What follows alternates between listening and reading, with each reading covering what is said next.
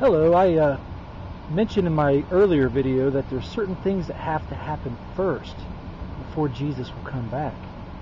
And it just so happens that some news just happened today I wanted to share with you that concerns one of those things that have to happen.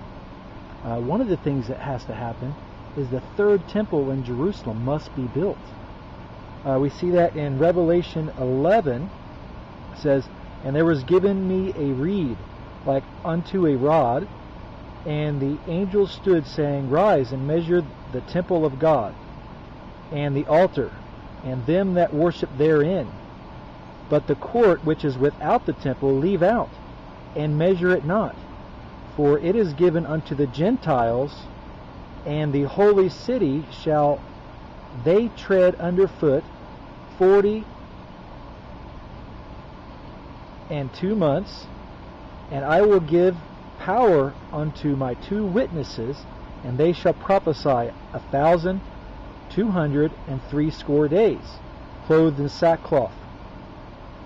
These are the 2 olive trees and the 2 candlesticks standing before God of the earth. And if any man will hurt them, fire proceedeth out of their mouth, and devoureth their enemies. And if any man will hurt them, he must in this manner be killed. These have the power to shut heaven, that it rain not in the days of their prophecy. And they have power over waters, to turn them to blood, and smite the earth with all the plagues as often as they will." So, this goes on to talk about the 2 witnesses that are in Revelation. One of the things you need to look at here is that they're prophesying outside the temple in Jerusalem. And in order for them to prophesy outside the temple in Jerusalem, the temple must first be built in Jerusalem, which currently there isn't one. So the first thing that we need to look for is whether or not the temple is going to be built. And I want to share with you some news I found out today.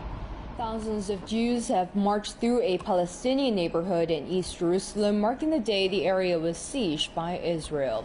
Though the official anniversary of Israeli Jerusalem Day is on June 1st, celebrations are set to last all week. Daniel Taff has more.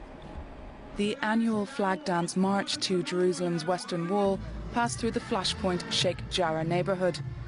Israel deployed 3,000 policemen, plus additional security forces across Jerusalem, ahead of the events marking the 44th anniversary of the capture of East Jerusalem from Jordan in the 1967 Middle East War.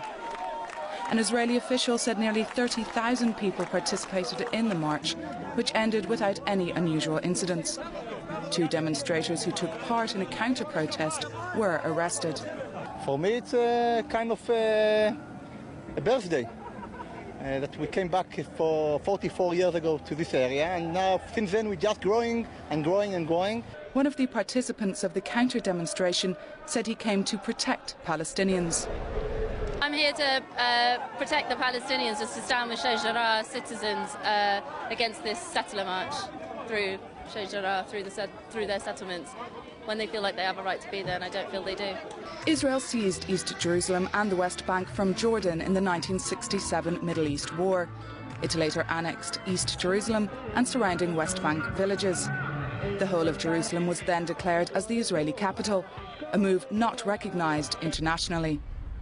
Palestinians want East Jerusalem to be the capital of the state they aspire to establish, in the occupied West Bank and in the Gaza Strip. Danielle Taff, CCTV. This comes from IsraelNationalNews.com. Hundreds of religious Jews from all streams were able to happily commemorate the 44th anniversary of the first ever entry of Israeli soldiers onto the Temple Mount. For the first time in history of Israel, Israeli restrictions on Jewish entry to the Temple Mount, the recitation of the priestly blessing was permitted there. It happened on Wednesday, Jerusalem Reunification Day, when hundreds of visitors, all of whom immersed in the mikveh ritual bath prior to coming, and took other precautions required by Jewish law, were allowed to enter the Temple Mount in groups of 30 and 40. Among them were several Kahanaim. I'm not sure if I'm pronouncing these words right. That's the descendants of Aaron the priest, supposedly. I don't understand how they can do that without the records, but anyway, they spread their hands in the customary manner and recited, "May God bless and watch over your," and then it says, "May God shine his countenance upon and show you grace. May God raise his countenance towards you and grant you peace." Basically, from number 6, from the portion to be read aloud this week in synagogues throughout the Jewish world. Of course, they will not say the name God out loud. They believe that to be blasphemy. Rabbi Yisrael Ariel, head of the Temple Institute and one of the paratroopers who helped liberate the Temple Mount in 1967 and who was miraculously saved from death at the time, recited aloud the blessing, "Baruch, thou art the source of blessing, God who performed a miracle for me in this place." Many visitors and listeners, including policemen, recited Amen.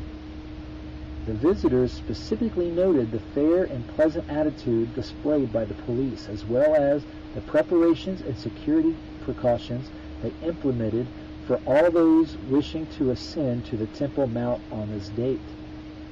In addition to the above, Rabbi Yoel Elitzer delivered a Torah lesson on temple-related issues, after which the participants, again including policemen, stood for the recitation of the Kaddish. Despite the close proximity of the Muslim Waqf policemen and their obvious anger, the visit went off nearly without a hitch. One Israeli policeman yelled angrily and threatened the Jewish visitors, but that incident ended relatively quickly. So here we have soldiers coming into the Temple Mount. That's never happened before in Israeli history, so it's worthwhile to bring up. Okay, so there you have it. There's been progress in Jerusalem. They've actually allowed some Jewish, so-called Jewish priests into the Temple Mount to deliver their blessings upon the Mount.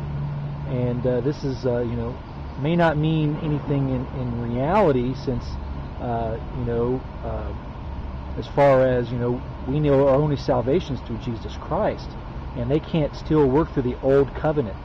But what does make it substantial is that in their mind, they believe they can restore the old covenant. They believe they can start up the old sacrificial system. And they, believe in building in the temple that they would reconnect with God. And this is actually covered in Revelation also. So it is definitely a sign that the times are drawing near. So we need to keep watchful and keep our eyes on what's going on. And until then, keep following Jesus, preach the gospel while there's still time, and don't sin.